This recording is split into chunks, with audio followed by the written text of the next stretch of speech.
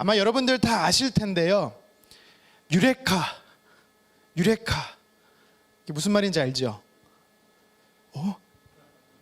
모르십니까? 아리키메데스는 아시죠? 네. 찾았다, 발견했다, 깨달았다, 유레카 이렇게 외친다라고 하잖아요. 이게 이제 유레카의 스토리가 있어요. 전 다 안다 생각해서 쉽게 설명하려고 했는데 조금 자세하게 설명해야겠네요. 3세기 고대 그리스 학자였던 이 아리키메데스가 살았습니다. 그 사람이 살던 동네가 어디냐면, 지역이 어디였냐면 시칠리아 섬, 지금의 이탈리아 관광지죠. 시칠리아라는 곳에 그 당시에는 도시국가였어요. 그 도시국가가 왕이 있었습니다. 이 왕이 히에론이라는 왕이었는데요. 하루는 자기의 왕관을 이 아르키메데스한테 주면서 이 왕관이 순금으로 만들어진 건지 확인하라는 거예요. 여러분, 왕관이 순금으로 만들어진지 쉽게 알려면요, 불에 녹이면 됩니다.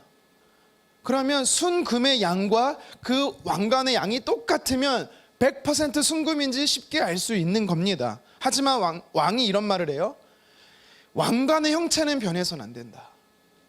왕관의 형체는 그대로인데 이게 정말 순금으로 만들어졌는지 확인해라 라고 당시에 천문학자였고 물리학자였고 수학자였던 고대학자 아리키메데스한테 명령을 한 거예요.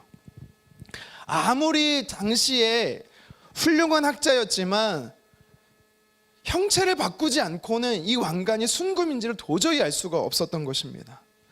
연구를 하다가 실겸해서 나무 욕조에 뜨거운 물을 받아 목욕을 하기로 결정합니다.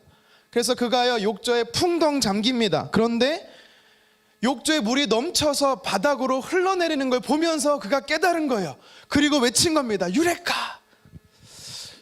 TV에서 한번 봤을 텐데 깨달았다, 발견했다, 알았다 외친 거예요. 무엇을 알았냐면 형체가 바꾸지 않더라도 부피는 달라지지 않는다. 무슨 말이냐면 물이 흘러내린 양만큼, 순금의 양이 물에 흘러내린 만큼 왕관의 부피에 따라서 흘러내린 물이 똑같으면 순금으로 만들어졌다라는 것을, 왕관이 순금으로 만들어졌다는 것을 알 수가 있다라는 거죠. 나중에는 알고 보니까 순금이 아니었던 걸로 밝혀집니다. 어쨌든 제가 무엇을 이야기하고 싶은 거냐면, 사람이요 삶이 변하려면, 행동이 변하려면 먼저 변화되어져야 하는 게 있어요. 그게 뭐냐면 생각의 변화입니다. 사고의 변화예요. 우리가 이런 표현을 할 때가 있어요. 와, 꽉 막힌 사람이네. 고집불통이다. 누구한테 그렇게 말하죠? 배우자에게. 그러죠? 아무리 말해도 그게 아니고 이거야 좀 이렇게 해. 아무리 말해도 바뀌지 않는 고집불통이 있어요. 저희 집에도 있어요. 저는요 어려서부터요 이제 여러분 잘 들으셔요. 제가 누구를 호명하거나 지칭하지 않습니다. 저희는 어릴 때부터 저희 어머니가요 양말을 뒤집어서 벗는 것, 옷을 잘못 뒤집어서 벗는 거 때리시고 혼내셨어요. 그래서 저는요 결혼 전부터 옷을 차곡차곡 걸면 안 되고 이렇게 차곡차곡 빨래 바구니에 놓는 습관이 있었습니다. 근데 저희 집에 뒤집어 까는 애가 있어요. 아무리 뭐라 해도 지금도 뒤집어 까는 애가 있어요. 안 변해요. 그리고 허물을 벗듯이 옷을 훌러덩 벗고 바닥에 놓고 학교 가는 애가 있어요. 누군지 말은 안 합니다. 호명하면 1,000원을 줘야 돼서.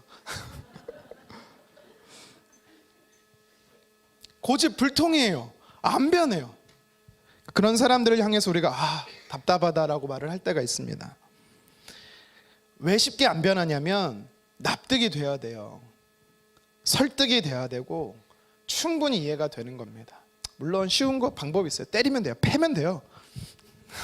하지만 인격적인 주님을 닮은 저는 때리진 않습니다. 오늘 본문에 보면 갈라디아 교회 성도들을 향해서 바울이 행동의 변화를 촉구하고 있습니다. 삶의 변화를 요구하고 있는 겁니다. 어떤 변화입니까? 율법의 구원이 아니라 오직 믿음으로 구원을 얻는 삶으로 돌아오라라고 이야기하고 있는 것입니다. 거짓 교사들이 언제 침투했는지 모르겠는데 갈라디아 교회에 들어와서는 잘못된 가르침으로 복음을 희석시켜 버렸어요.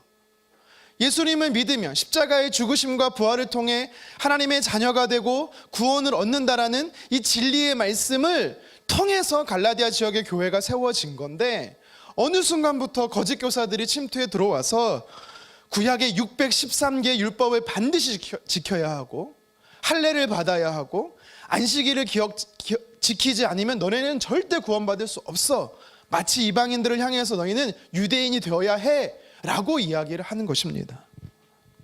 그래서 바울은요, 그들을 변화시키기 위해서, 삶의 변화, 행동의 변화, 다시 복음으로 돌아오게 하기 위해서요, 생각의 변화를 주고 있는 것입니다.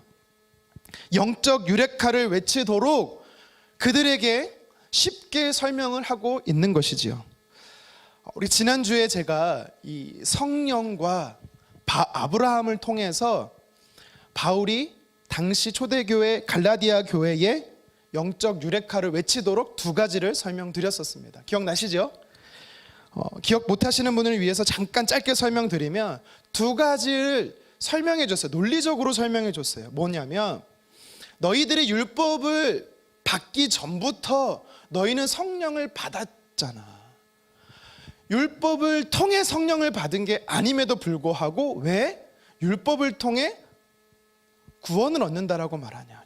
성령은 예수님을 믿음으로 선물로 주어지는 것이기 때문에 율법을 지키지 않아도 너희 안에 성령이 있었다, 계셨다. 그래서 율법이 아니라 믿음이다 라고 가르쳐 줬어요. 기억나시죠?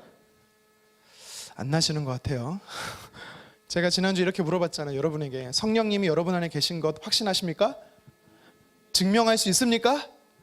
제가 이번 주에 한 번 더 가르쳤는데 무엇으로 내가 성령의 사람인 걸 증명할 수 있다고요? 그렇죠. 예수님을 믿기 때문에.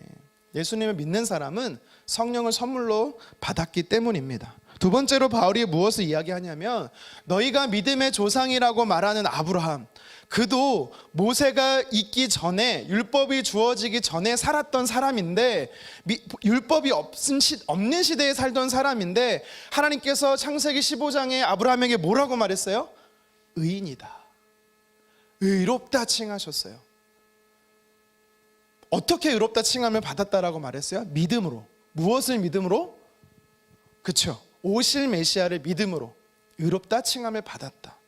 율법이 없던 당시인 아브라함도 의롭게 되었는데, 그러면 어떻게 설명할 수 있어 너희는? 라고 이 두 가지를 지난주에 갈라디아서 3장을 통해서 나눴습니다. 이런 설명이 전해지니까 갈라디아 교회 성도들 안에 생각의 금이 조금씩 가기 시작하는 겁니다. 변화의 요동이 마음에서 일어나기 시작하는 거예요. 아, 그렇구나, 율법이 아니라 믿음이구나 라고 갈라디아 교회 성도들이 조금씩 다시 복음으로 돌아오기 시작한 것입니다. 그런데요, 여전히 갈라디아 교회 성도들 안에는요, 신중한 사람들이 있었어요. 어느 정도로 신중하냐? 질문을 던지는 거예요. 갈라디아 교회 성도들 중에 바울에게 질문을 던집니다. 저에게 질문을 참 많이 하시는 집사님이 계세요.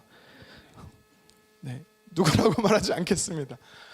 저는 그래서 그 질문하시는 분으로 인해서요, 너무 좋습니다. 갑자기 목소리가 떨리죠? 기대가 되는 거예요. 그 모임 시간이. 우리 남자 집사님들하고 이렇게 말씀을 나누는 게 기대가 참 많이 됩니다. 어떤 질문이 나오고 어떤 대화가 진행되면서, 그러니까 지식적으로 알매 그런 기쁨도 있지만 가슴이 뜨거워지는, 그래서 집으로 돌아가는 저녁 시간이 너무 뿌듯할 때가 있어요. 갈라디아 교회 성도들도 모세에게 질문을 합니다. 그러면 하나님은 율법을 왜 주셨는데? 하나님이 우리에게 율법을 주신 목적이 뭔데? 라고 질문을 던진 거예요. 이에 다시 믿음으로, 다시 복음으로, 다시 십자가로 갈라디아 교회 성도들을 하나님께 돌아오게 하기 위해서 바울은요, 차근차근 그 질문에 조목조목 답변을 하고 있습니다. 우리 19절 상반절인데요, 함께 읽어보도록 하겠습니다. 그런즉 율법은 무엇이냐? 이 표현을 헬라어로 직역하면 이렇습니다. 우리 사진을 보여주시겠습니까? 티 운 호 노모스, 헬라어예요. 헬라어. 딴 거 보여준 것 같은데. 너무 흐리게 나왔네요. 죄송합니다. 네. 이게 직역하면 무슨 뜻이냐면 율법은 왜 있는 건데? 라는 거예요. 그러면 율법은 왜 필요한데? 라는 뜻입니다. 율법이 없이 성령을 우리가 믿음으로 받았고, 예수님을 믿음으로 성령을 받았고, 율법이 없던 시대에도 아브라함은 믿음으로 하나님 앞에 의롭다 칭함을 받았다면, 그러면 모세 때부터 지금까지 왜 율법이 필요했고 하나님이 우리에게 율법을 주신 이유가 뭔데? 라고 갈라디아 교회 성도들이 질문을 하는 거예요. 잘못된 거짓 교사들의 가르침이 율법의 행위로 율법을 지켜야만 구원을 얻는데, 그래서 율법이 필요한 것 아니냐라는 질문이에요. 그래서 바울은 이 질문에 이렇게 답합니다. 이 바울의 답이 우리에게, 저와 여러분들에게 주는 첫 번째 영적 메시지예요. 무엇이냐면, 우리는 하나님의 사람은 전적으로 주의 은혜가 필요하다라는 사실입니다. 기억하십시오. 하나님의 사람은 하나님의 사람으로 산다라는 건, 하나님의 자녀로 산다는 건 하나님의 은혜를 날마다 구하며 산다라는 사실입니다. 우리 19절 하반절 말씀 같이 한번 읽어보도록 하겠습니다. 범법함으로 더하여진 것이라 천사들을 통하여 한 중보자의 손으로 베푸신 것인데 약속하신 자손이 오시기까지 있을 것이라. 오타가 두 개나 났네요. 죄송합니다. 토하여가 아니라 통하여죠. 큰일 납니다. 천사들이 토하여. 큰일 납니다. 제가 이게 워드로 치다 보니까 실수가 참 많아요. 네. 이해해 주시면 감사하겠습니다. 바울은요, 율법이 왜 필요한데, 율법을 주신 이유가 뭔데? 라는 질문에 뭐라고 답하냐면, 이 율법의 기능, 율법의 역할이 있는데, 첫 번째로 범법했기 때문에 주신 것이다 라고 이야기하는 것입니다. 범법함으로 우리에게 주신 것이다. 쉽게 말하면요, 인간의 범죄함 때문에 하나님이 율법을 주셨다라는 거예요. 여러분 한번 생각해 보세요. 사람이 가만히 있으면 거룩하게 살까요? 죄를 지으며 살까요? 그러세요? 저는 늘 거룩하게 사는데.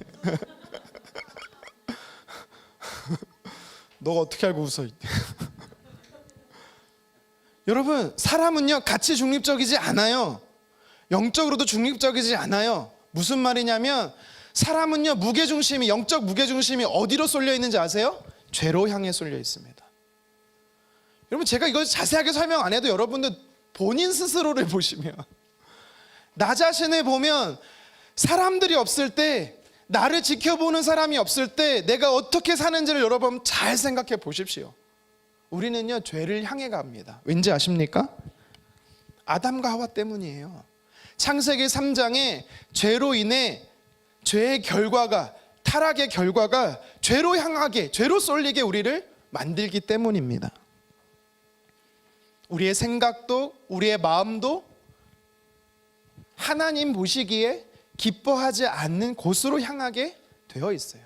그래서 성경은 어느 정도로 말하냐면, 하나님을 찾을 수 없을 정도로 죄의 쏠림 현상이 있다라고 이야기합니다. 그래서 하나님이 볼 때 택하신 백성, 이스라엘 백성, 그들을 가만두면 죄로 쏠리는 거예요. 죄 짓는 삶으로 계속 치우치는 겁니다.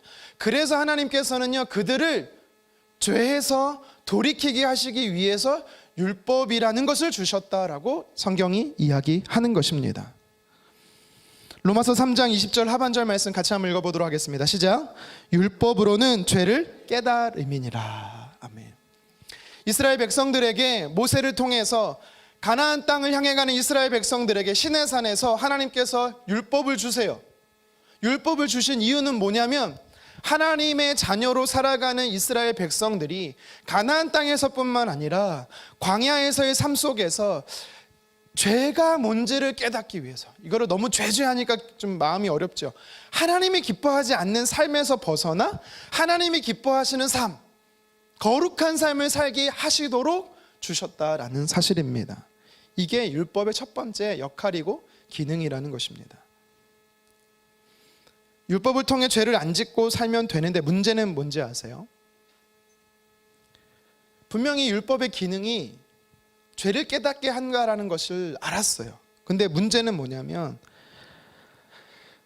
그래, 이거는 하나님께서 기뻐하지 않는 거야. 이거는 죄야. 반대로 이게 하나님 기뻐하시는 뜻이고 이것이 하나님의 백성으로 사는 삶의 방식이야.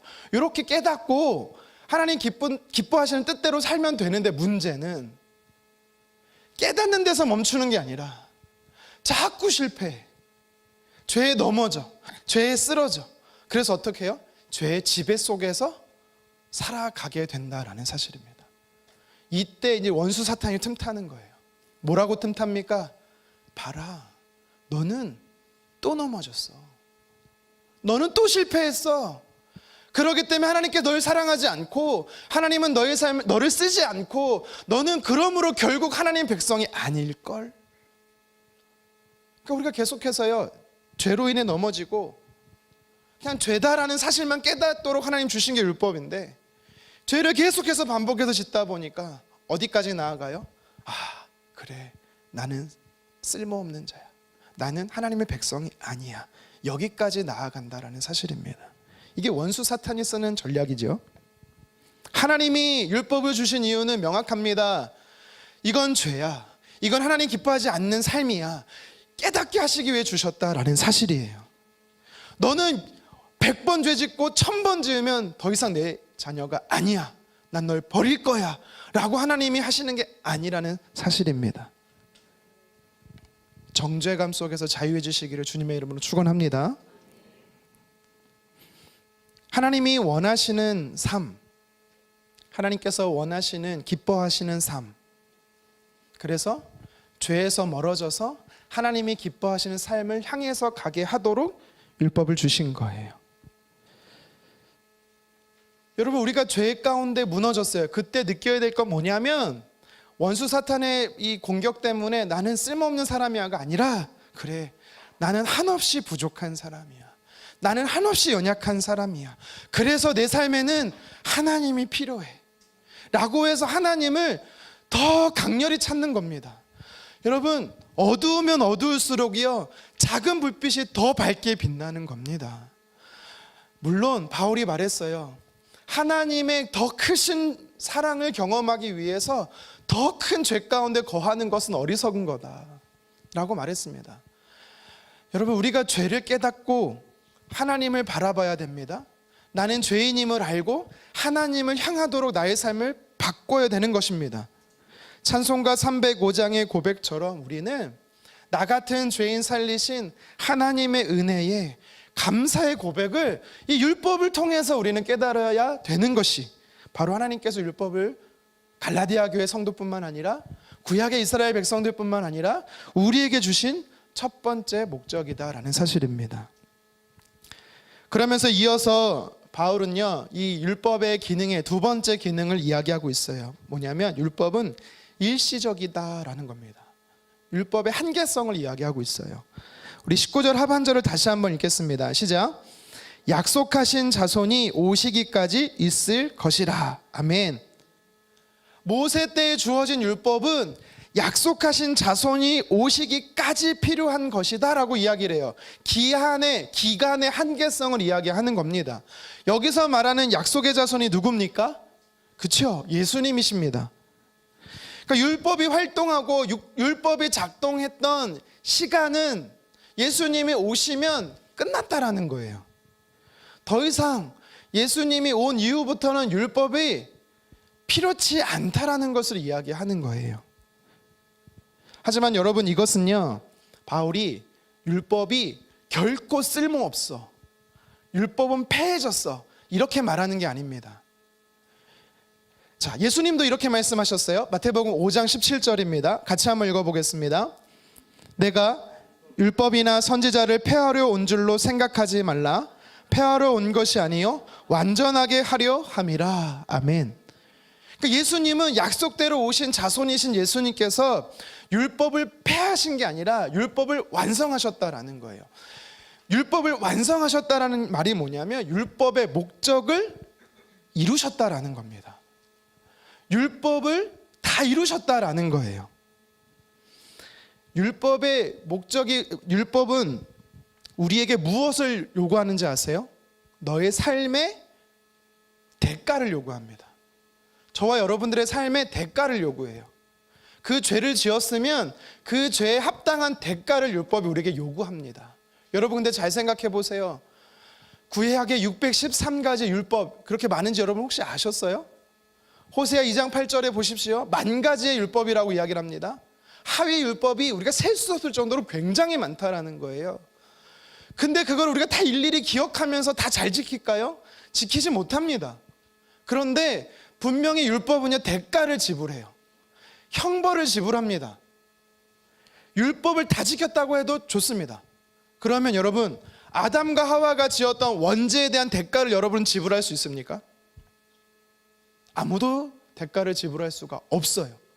원죄에 대한 대가도 지불할 수 없지만 율법의 대가를 지불할 수가 없습니다. 하지만 예수님께서는 어떤 분이세요? 십자가의 죽으심으로 저와 여러분들의 원죄뿐만 아니라 율법에서 요구하는 모든 대가를 예수님이 다 지불하셨다라는 사실입니다. 그래서 바울이 말하는 로마서 3장 10절에 의인이 없나니 하나도 없다. 여러분 의인이십니까? 우리는 의인이에요. 왜 의인입니까? 하나님의 자녀이기 때문에 신분적인 의인입니다. 그냥 태생 자체가 그냥 하나님의 자녀이기 때문에 의인이에요. 하지만 여기서 말하는 의인이 없다라고 말하는 건 행위적인 의인을 이야기하는 거예요. 대가를 지불할 수 있는 사람이 아무도 없음을 이야기하는 겁니다. 하지만 예수님께서 그 대가를 다 지불하셨다라는 사실이에요.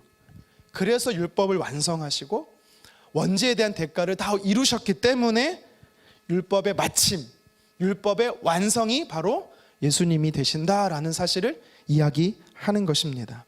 그래서 로마서 10장 4절에 바울은 이렇게 말합니다. 우리 함께 읽도록 하겠습니다. 그리스도는 모든 믿는 자에게 의를 이루기 위하여 율법의 마침이 되시니라. 아멘. 구약의 행위적인 율법은 대가를 지불하게 합니다. 원죄도 마찬가지입니다. 대가를 지불하게 합니다. 이 모든 대가는 예수님만이, 하나님이신 예수님만이 치르실 수가 있어요. 우리는 할 수가 없기 때문에. 그래서 율법이 우리에게 유익한 겁니다. 잘못 말했습니다. 예수님이 우리의 삶에 필요한 것입니다. 아멘 하신 분들 잘 생각하세요. 이렇게 땀이 나죠? 자꾸 그 천사들이 토했던 게 생각이 나고. 네, 집중하겠습니다. 우리가 예수님을 믿는다고 할 때 율법을 완성하신 예수님을 믿는 거예요. 십자가에 죽으시고 부활하신 예수님을 믿는다라는 것도 되지만 구약의 율법이 말하는 대가를 지불해라고 할 때 이 모든 대가를 다 값을 지불하신 그 예수님을 우리는 믿는다라는 것입니다. 근데 이단 구원파는 어떻게 말해요? 예수님을 믿으면 죄는 완전히 사라지는 것이기 때문에 막 살아도 된대요. 여러분 이거는 그 성경 말씀을 잘못 왜곡하는 것입니다. 예수님께서 율법의 완성이 되셨다라는 것은요, 율법의 기능이 완전히 폐해졌다, 사라졌다라는 것이 아니라 이제는 하나님의 자녀로서 신분적 의인이 됐다면 예수님께서 율법을 완성하심으로 인해서 저와 여러분들의 삶 안에는 이제 예수님을 닮는 거룩의 삶을 살라라고 율법의 기능이 더 업그레이드 된 거예요. 이해되시겠죠? 그래 내 맘대로 살아야지, 죄 지으며 살아야지 된다라고 가르치는 게 아닌 것입니다. 구약의 백성들이 모세의 율법을 통해서, 율법의 기능을 통해서 깨닫는 거예요. 무엇을요? 나는 처절하게 죄인이구나. 그래서 하나님이 내 삶에 반드시 필요하구나. 이거를 깨닫게 되는 거예요. 그리고 율법을 통해서 하나님께서 약속하시는 구원자를 바라보게 하는 것입니다. 이것이 율법의 첫 번째, 두 번째 기능이에요. 그리고 한 가지 더 오늘 본문에서 바울은 율법의 기능을 소개하고 있습니다. 역할을 소개하고 있어요. 첫 번째와 두 번째가 직접적인 소개였다라면 세 번째는 비교를 통해서 복음의 우월성을 이야기하고 있어요. 율법은요, 복음의 우월성을 강조하는 기능이 있습니다. 이게 조금 어려울 수 있어요. 여러분 좀 잘 따라오셨으면 좋겠습니다. 저도 이 말씀을요 진짜 수십 번 읽은 것 같아요. 읽고 또 읽고 또 자료도 많이 찾고, 이게 참 뜻하는 말이요 그냥 성경을 읽으면 참 어렵더라고요. 그래서 여러분 잘 따라오셨으면 좋겠습니다. 19절과 20절을 같은 자막을 한번 띄워주셨으면 좋겠습니다. 한 자막에. 자, 우리 먼저 19절 말씀 읽어보도록 하겠습니다. 시작. 천사들을 통하여 한 중보자의 손으로 베푸신 것인데. 자, 20절도 같이 읽습니다. 그 중보자는 한 편만을 위한 자가 아니나 하나님은 한 분이시니라. 아멘. 자, 한 단어가 반복되고 있어요. 어떤 단어가 반복되고 있습니까? 중보자. 19절에서는 한 중보자, 20절에서는 그 중보자. 이 중보자라는 단어가 반복이 되고 있는데요, 그러면 19절에서 바울이 이야기하는 한 중보자는 누구를 이야기하는 걸까요? 모세입니다. 모세. 율법을 수여한 자, 모세를 이야기하는 거예요. 자, 그럼 20절에 그 중보자는 누구를 이야기하는 걸까요? 예수님 같지만 네 보통 명사 일반 중보자라는 뜻입니다. 그래서 이게 좀 헷갈린 거예요. 일단 바울이 19절을 설명하면서 중보자 된 모세를 이야기합니다. 그러면서 뭐라고 소개하냐면, 천사들을 통해 한 중보자인 모세를 통해, 그러니까 천사를 통해 하나님께서 모세에게 율법을 주셨고, 그 율법이 사람들에게, 이스라엘 백성들에게 수여됐다라고 이야기하는 것입니다. 근데 20절에서 보면, 20절 상반절에 그 중보자는 한 편만을 위한 자가 아니다. 일반적으로 중보자는 한 편에 속한 사람이면 안 된다라는 이야기예요. 그럼 두 가지로 이해할 수 있는 거예요. A와 B가 있어요. 그러면 한쪽도 양쪽도 속하면 안 된다라는 겁니다. 중보자가 되려면. 예를 들어 볼게요. 일본하고 중국이 막 싸워요. 국가 간에 어려움이 있어요. 그러면 중재자로 우리나라가, 전혀 관계없는 우리나라가 중재자가 될 수 있는 겁니다. 이해되시겠죠? 또 여기서 한 편만이 아니다라고 말할 때의 뜻은 뭐가 있냐면, 양쪽과 관계된 사람이라는 거예요. 예를 들어서 A국과 B국이 대치 중에 있다라면 중재할 사람은 전혀 관계가 없는 사람이거나, 아니면 A국에 속하고 B국에도 속한 사람이 중재할 수 있다라는 것입니다. 이거를 이야기하는 거예요. 이해되시죠? 네, 충분히 잘 설명했습니다, 저는. 근데 바울이 뭐라고 말하고 있는 거예요?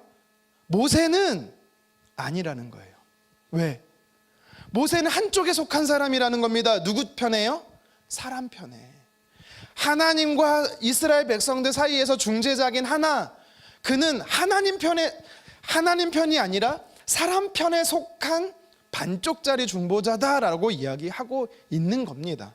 그렇기 때문에 반쪽짜리 중보자가 전한 율법은 한계성이 있어라고 이야기하는 거예요. 그러면서 바울이 20절 하반절에 이렇게 이야기하는 겁니다. 같이 한번 읽어보겠습니다. 하나님은 한 분이시라. 하나님은 한 분이시다. 갑자기 삼일체 같은 표현을 하고 있기 때문에 이게 되게 이해하기 어렵더라고요. 저도 그래서 참 이해하기 어려웠었습니다.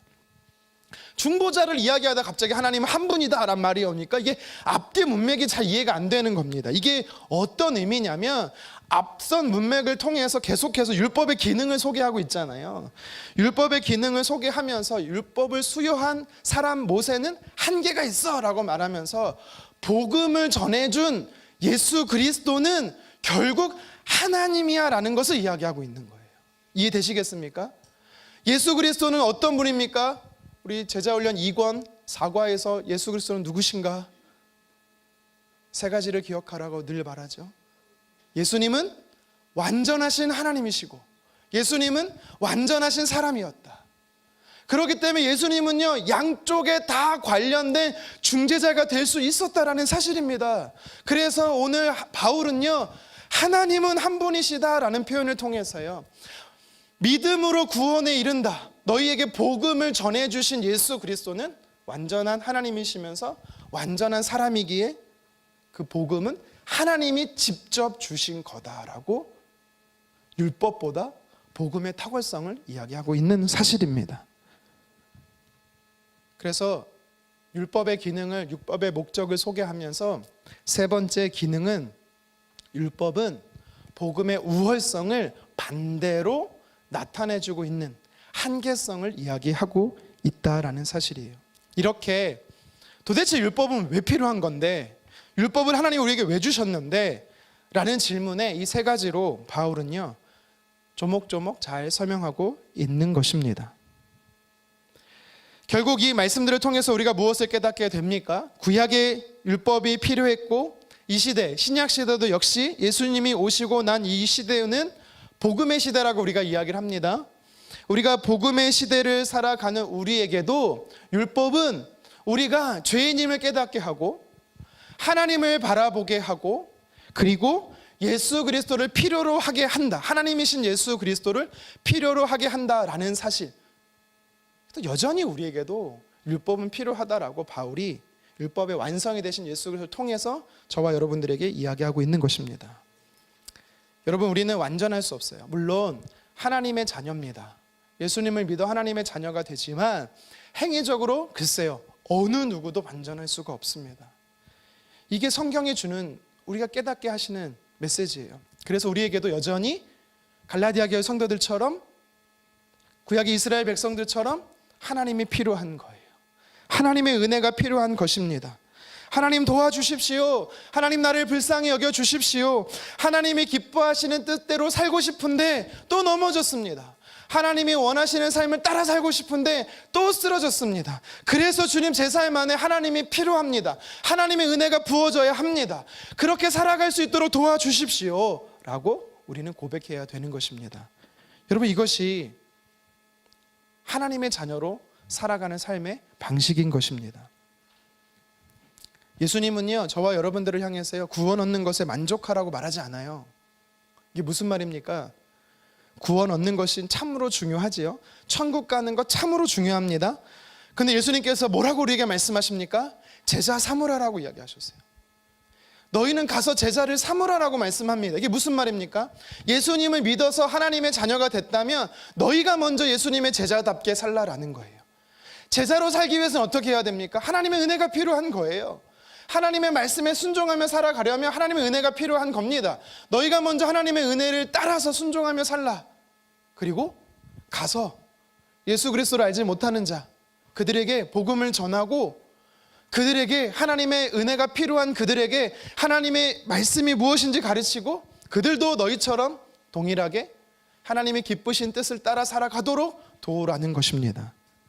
결국 저나 여러분이나 구약시대나 신약시대 사람들이나 우리 모두는요, 하나님의 은혜가 필요한 자들입니다.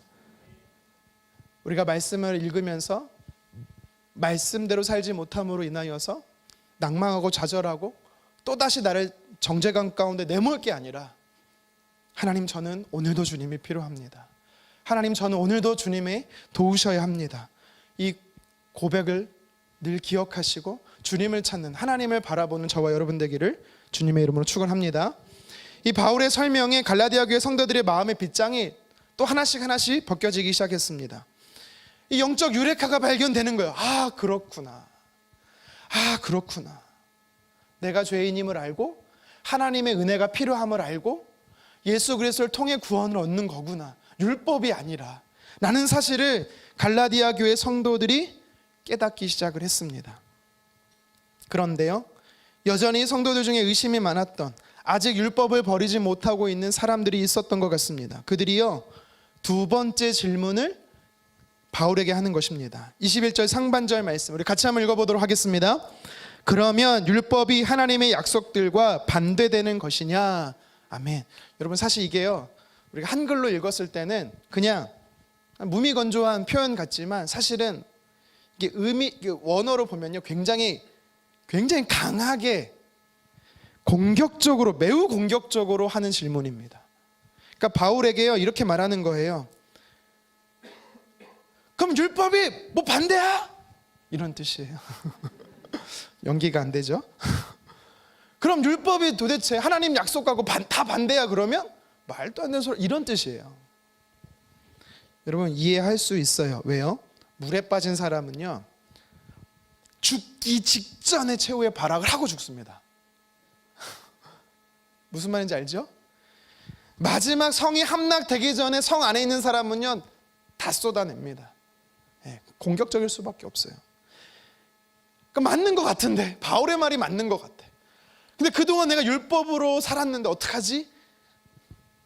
그래서 공격적인 질문을 하는 거죠.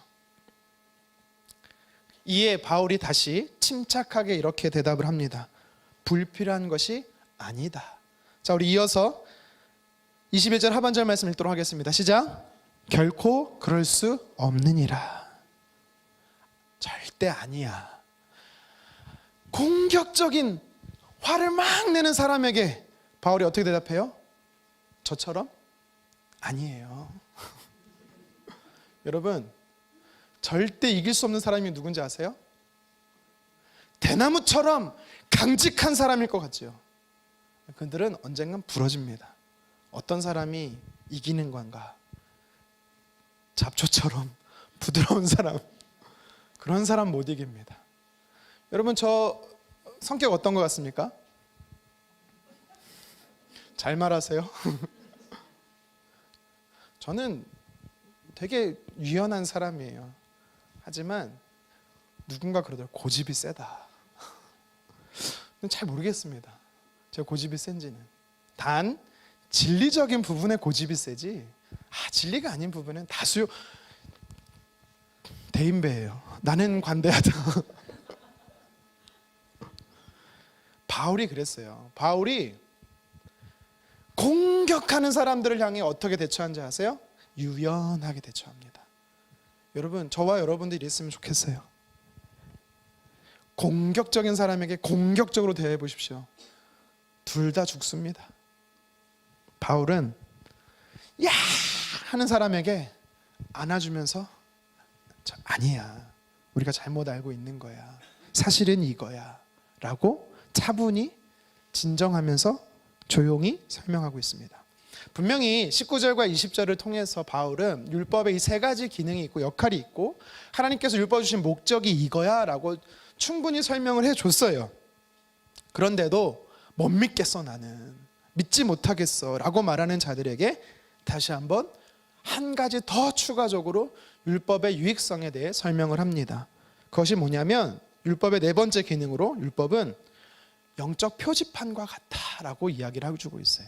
예수님께로 인도하는 표지판이야 라고 이렇게 설명하고 있습니다. 이게 네 번째 기능이에요. 마치 차에 여러분들이 어디로 가고 싶으면 목적지를 입력하면 그 목적지까지 안전하게 인도해주는 내비게이션과 똑같다라는 것입니다. 그러니까 율법은 필요 없는 게 아니라 하나님 말씀과 상충되는 게 아니라 하나님의 말씀을 따라서 오실 메시아, 이미 오신 메시아 그 예수 그리스도를 향하게 해주는 거야. 이런 좋은 기능이 있어라고 이야기해 주는 거죠. 더 확장된 의미, 더 확실한 의미, 더 명확한 의미로 설명하고 있는 것입니다.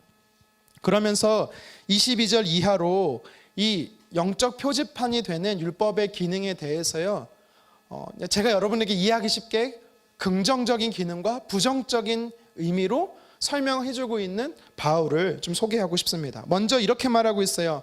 부정적 기능, 이거는 부정적이다는 의미가 아니라 여러분께 이해하기 쉽게 동전의 앞뒷면처럼 이해하기 쉽게 제가 표현하는 거예요. 22절, 자 상반절 같이 한번 읽어보겠습니다. 그러나 성경이 모든 것을 죄 아래에 가두었으니. 아멘. 율법이 사람을 죄 아래 가둔다라고 다시 자세히 설명해 주는 거예요. 아까 율법의 첫 번째 기능이 뭐였어요? 범법했기 때문에, 죄를 짓기 때문에 율법을 주었어 라고 분명히 이야기했잖아요. 그래서 이 네 번째 율법의 기능을 이야기하면서 조금 더 확장해서 이야기해 주는 겁니다. 근데 여기서 우리가 주목해야 될 게 뭔지 아세요? 22절 상반절 보세요. 율법이란 단어가 나옵니까? 다시 한번 읽어볼까요? 시작. 그러나 성경이 모든 것을 죄 아래에 가두었으니. 율법이란 말이 나와요? 안 나오죠. 대신 뭐가 죄 아래에 가두었다라고 말해요? 성경. 여러분 이게 되게 중요해요. 갑자기 바울은요 실컷 앞에서 율법 계속 얘기하다가 갑자기 여기서 성경이라고 말하고 있어요. 잘못 얘기하는 게 아니고 의도적으로 율법을 마치 성경이라고 이야기를 하는 겁니다. 왜요? 공격하면서 질문을 뭐라고 했어요? 율법이 하나님의 말씀 성경과 대치되냐? 아니, 율법은 곧 성경이야 라고 바울이 대답해 주고 있는 거예요. 이해되시겠습니까? 하나님의 약속인 구원, 율법은 그 자체로 생명력이 있지는 않아. 하지만 그 율법은 생명력 되시는 예수 그리스도께 인도하는 거야 라고 말하면서 먼저 부정적 기능인 죄 가운데 우리가 죄인임을 깨닫게 해, 이거를 이야기하는 거예요. 그래서 이어서 긍정적인 기능, 내가 죄 앞에 실존적으로 연약한 존재임을 깨달았게 되면 두 번째 영적 표지판인 이 율법은 우리를 예수님께 향하게 해라고 설명을 해주고 있는 것입니다. 22절 하반절 함께 읽겠습니다. 이는 예수 그리스도를 믿음으로 말미암는 약속을 믿는 자들에게 주려 함이라. 믿음으로, 예수님을 믿음으로 구원을 얻게 한다라는 사실이죠. 그러니까 긍정적 기능이 있다라는 거예요. 죄인임을 깨닫게 하고, 율법은 영적 표지판으로서 우리가 죄인임을 깨닫게 하고 다시 우리에게 구원을 주시는 예수님께로 인도하는 기능이 바로 율법이야 라고 이야기를 해요. 그래서 24절에 이렇게 딱 도장을 딱 찍고 있어요. 같이 한번 24절 읽겠습니다. 이같이 율법이 우리를 그리스도께로 인도하는 초등교사가 되어 우리로 하여금 믿음으로 말미암아 의롭다함을 얻게 하려 함이라. 아멘. 율법의 기능이 바로 예수님께로 향하게 한다라는 거죠. 그러니까 첫 번째, 두 번째, 세 번째 율법의 기능을 네 번째 다시 한번 확장적으로 설명하고 있는 것입니다.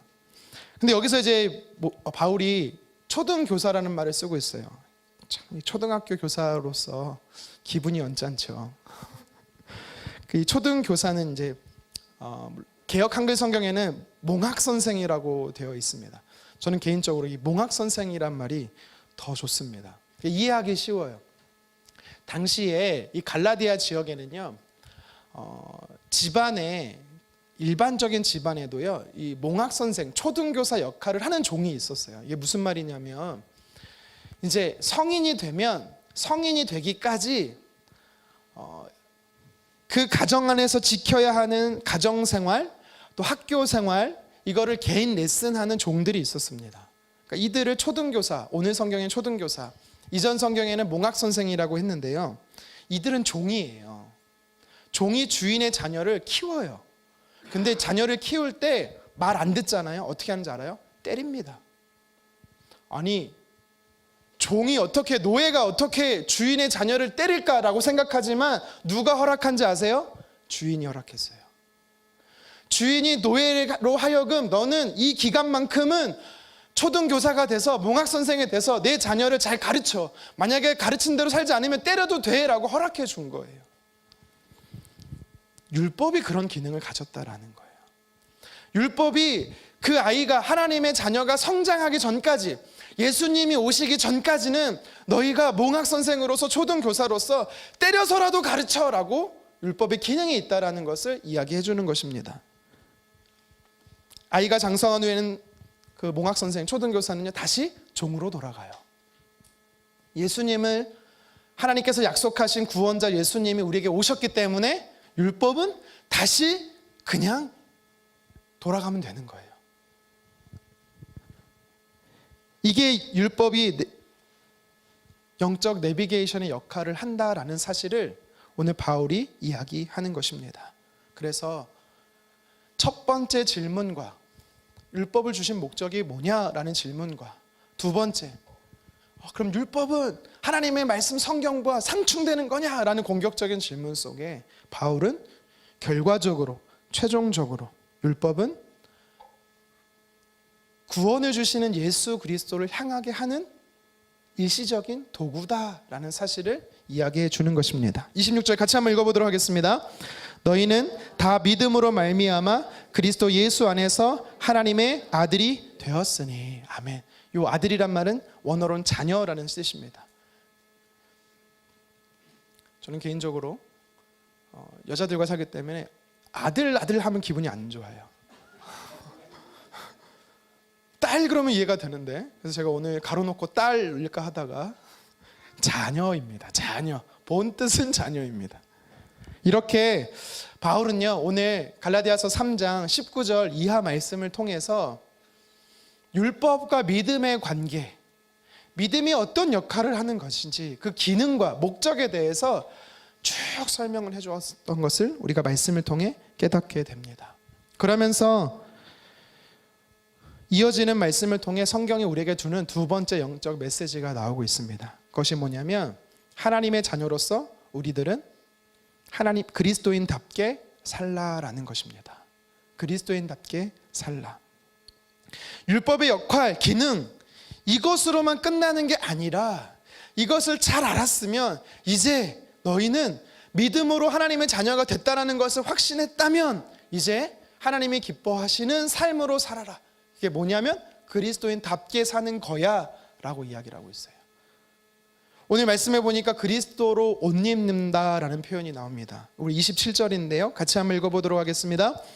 누구든지 그리스도와 합하기 위하여 세례를 받은 자는 그리스도로 옷 입었느니라. 아멘. 여기서 옷 입는다라는 것은요, 새로운 신분이 되었다, 새로운 역할을 부여받았다라는 것을 이야기하는 것입니다.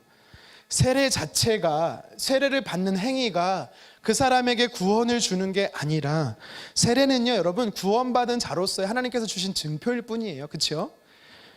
지금은 저도 마찬가지지만 세례를 줄 때 우리 장로교회 같은 경우는요 약식 세례를 줘요. 성부와 성자와 성령의 이름으로 세례를 주노라, 이렇게 약식, 머리에 물을 살짝 얹습니다. 그렇죠? 하지만 지금도 침례교는요 이제 예수님 시대는요 사람을요 강에 가서 물속에 머리끝이 다 물속 안으로 들어갈 수 있도록 잠기게 합니다. 그렇죠? 혹시 침례를 받아보셨거나 침례식을 보신 분은 알겠지만 물에 잠겼다가 일어나게 되면 온 몸이 다 젖습니다. 그렇죠? 그렇게 되면 새로운 옷을 입어야 돼요. 젖은 옷을 벗고 새로운 옷을 입게 됩니다. 이걸 이야기하고 있는 거예요. 새롭게 되었다라는 겁니다. 새로운 신분이 되었다라는 거예요. 오직 예수 그리스도를 믿음으로 하나님의 자녀가 됐다면 예수 그리스도의 새 옷을 입었다라는 것은 저와 여러분들이 이제 하나님의 자녀로서 구원받은 것에 만족하며 살 게 아니라 구원받은 자로서 어떻게 살아야 되는지를 바울이 이야기하고 있는 거죠. 예수님을 닮으라는 겁니다. 우리 고백합시다. 옆 사람에게 고백합시다. 예수님을 닮으시다. 우린 예수님을 닮아야 돼요. 사실 예수님을 닮는다라는 건 너무 큰 범위의 이야기이기 때문에 줄여서 설명하기 참 어렵습니다. 예수님과 동행하는 것, 예수님이 사셨던 성품을 따라서, 예수님이 사셨던 삶을 따라서 십자가를 지고 따라가는 삶. 바울은 그래서요 많은 부분에서, 신약 성경의 많은 부분에서 그리스도로 새 옷을 입는다라는 거 표현을 많이 했는데요, 그 중에 제가 한 부분, 로마서 13장 14절 부분을 여러분과 함께 나누고 싶습니다.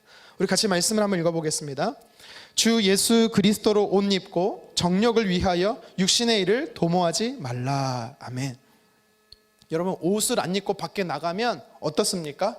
부끄러운 겁니다. 나는 괜찮아. 부끄러운 거죠.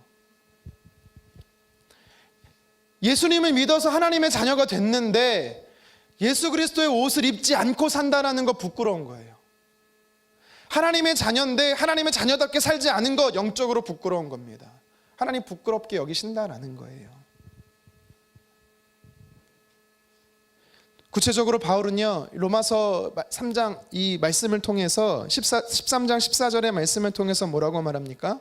그리스도의 옷을 입은 사람은 정욕을 위해 살지 않는다라는 거예요. 여기서 말한 정욕이 뭐냐면 마음의 욕심, 쉽게 말하면 탐심을 이야기합니다. 여러분, 골로새서에서 탐심은 우상숭배라고 분명히 이야기를 합니다. 왜 탐심이 우상숭배인지 아세요? 탐심은요 물론 탐하는 마음이 탐심이긴 한데 그냥 저걸 좋아하는 이 정도의 마음이 아니에요. 탐심이 왜 우상숭배인가? 아담과 하와를 보십시오. 선악과를 탐하는 탐심에 정욕이 생겼어요. 그랬더니 그 마음에 어떤 마음이 들어갑니까? 하나님이 사라집니다. 하나님이 내 마음에서 떠나는 거예요. 왜 탐심이 우상숭배인지를 여러분 잘 아셔야 돼요. 하나님이 아니라 내가 주인 되기 때문에. 탐심은 나를 위한 마음이거든요. 좋아하는 마음하고 여러분 오해하시면 안 됩니다. 그래서 탐심 우상숭배예요. 예수님으로 옷 입은 사람은요, 하나님의 자녀가 된 사람들은요, 예수님을 닮는다라고 말할 때 기억해야 될 게 뭐냐면 탐심을 버리는 거예요. 이것을 좀 이렇게 말하면 이렇게 설명하는 분이 있어요. 세상 건 다 나빠. 세상 건 다 악해. 약간 뭔가 선과 악을 이분법적으로 생각하는데 그렇지 않습니다. 이 땅에 살아가는 하나님의 백성이어야지 이 땅에서 결별한 하나님의 백성으로 살라라고 말하지 않습니다. 세상이 악한 게 아니고, 물론 저도 세상은 악하다고 말하는데, 세상에서 하나님 없는 삶, 탐심을 소유한 게 악한 거예요. 우리가 잘 아는 초기 기독교의 교부 아우구스티누스 아시죠? 어거스틴입니다. 어거스틴이 젊은 날 엄청난 방탕한 삶을 살았어요. 술 취하고 호색하고 이방 종교에, 만이교에 빠져 살았습니다. 그러던 그가 밀라노 정원을 걷고 있을 때 한 소녀의 음성이 들려요. 어린아이의 음성이 들립니다. 톨레레게, 톨레레게. 두 단어의 합성어거든요. 집어들어, 읽어 라는 뜻이에요. 주위를 아무리 살펴봐도 아무도 없어요. 근데 톨레레게, 톨레레가 또 들리는 겁니다. 그래서 너무 깜짝 놀란 나머지 주변에 뭐가 있나 살펴봤더니 성경이 있어요. 그 성경을 찾아서 무작정 딱 폈어요. 딱 폈더니 로마서 13장 13절 14절이었어요. 방금 우리가 읽은 말씀. 그리스도로 옷 입은 자는 정욕을 위해 살 것이 아니라 탐심을 위해, 자신의 만족과 유익만을 위해 살 것이 아니다라는 것에 어거스틴이요, 영적 유레카를 외치게 됐습니다. 깨달음을 얻게 된 것이죠. 그래서 그는 육신을 위한 삶, 이 정욕의 일들을 모두 청산하고 하나님의 자녀로서, 그리스도의 옷 입은 자로서 구별된 삶, 거룩한 삶을 살기로 결정을 합니다. 자신의 죄에 물들지 않도록 세상의 빛의 자녀로 노력하며 살았어요. 그게 고백론에 이런 표현이 나옵니다. 여러분, 우리도 그래야 된다는 겁니다. 어거스틴처럼, 오늘 본문의 바울처럼, 또 바울의 권면을 듣고 예수님을 위해 예수님처럼 살고자 했던 갈라디아 교회 성도들처럼 저와 여러분들도요, 예수님을 믿어 하나님의 자녀가 되었다라는 것은 그리스도의 옷을 입은 자가 되었다라는 사실입니다. 그래서 우리는 하나님이 기뻐하시는 세상 속에서 거룩히 구별하며 살아야 된다라는 사실이에요. 그러면 바울이 얘기했던 육신을 위해 육신의 일을 도모하지 말라, 도대체 이 육신의 일은 뭘까요? 이 땅의 일은 뭘까요? 우리 골로새서 3장 8절부터 10절 말씀 같이 한번 읽어보도록 하겠습니다. 시작. 이제는 너희가 이 모든 것을 벗어 버리라. 곧 분함과 노여움과 악의와 비방과 너희 입에 부끄러운 말이라. 너희가 서로 거짓말을 하지 말라. 옛사람과 그 행위를 벗어 버리고 새 사람을 입었으니 니는 자기를 창조하신 이의 형상을 따라 지식에까지 새롭게 하심을 입은 자니라. 아멘. 자꾸 뭔가를 벗어 버리래요. 옛 습관을 벗어버리라는 것이고, 하나님 모르고 하나님 자녀처럼 예수님을 믿지 않았던 옛 삶을 벗어버리라는 겁니다. 그리고 예수님으로 새 옷을 입으라는 거예요. 무엇입니까? 분함과 노여움과 악의와 비방과 거짓말과 옛사람의 행위와, 굉장히 많이 나와요. 사실은 이 바울이 말했던 서신서에 보면 그 중에 한 가지만 제가 여러분께 소개한 것입니다. 하나님의 자녀는, 예수님을 믿어 하나님의 자녀가 되었다라는 것은 율법이 구원을 주는 게 아니라, 예수님을 믿어서 하나님의 자녀가 되었다는 것은 새로운 옷을 입어요. 다시 말해 예수님 옷을 입는 것입니다. 이 말은 저와 여러분들이 작은 예수가 된다라는 사실입니다. 하나님은 저와 여러분들을요, 예수 그리스도처럼 보신다라는 거예요. 예수님이 사셨던 삶을 우리가 살아가기를 기뻐하신다라는 겁니다. 나는 안 돼. 못 살아. 안 살아. 그러겠습니까? 아닙니다. 이미 우리가 그렇게 살 수 있다라고 주님 말씀해 주세요. 내가 거룩하니 너희도 거룩하라. 이 말은 무슨 뜻이에요? 100% 행위적으로 거룩 100점이 되란 뜻이 아니에요. 50점이 돼도 괜찮아요. 아니 20점, 30점이 돼도 괜찮아요. 노력하라는 겁니다. 신분으로서 하나님의 자녀에서 멈추지 말고 그 신분다운 하나님 기뻐하시는 삶을 살아내기로 결정하라라는 것입니다. 우리의 생각과 우리의 눈으로 보는 것과 입으로 말하는 것과 듣는 것과 마음으로 품는 것과 행동하는 것, 여러분 우리가 이 땅에 썩어질 것에 탐심을 위해 사는 것이 아니라 예수 그리스도의 옷 입은 자로서 하나님을 기쁘시게 하는 자로 살아가기를 주님의 이름으로 축원합니다. 말씀을 정리하겠습니다. 오늘 본문에 바울은 갈라디아 교회 성도들을 향해서 하나님의 자녀답게 살라고 권면하고 있습니다. 하나님의 자녀로 사는 삶이 두 가지로 제가 여러분들께 소개해 드렸어요. 무엇입니까? 첫 번째는 하나님의 은혜를 날마다 필요로 한다. 날마다 하나님의 은혜를 구하는 삶입니다.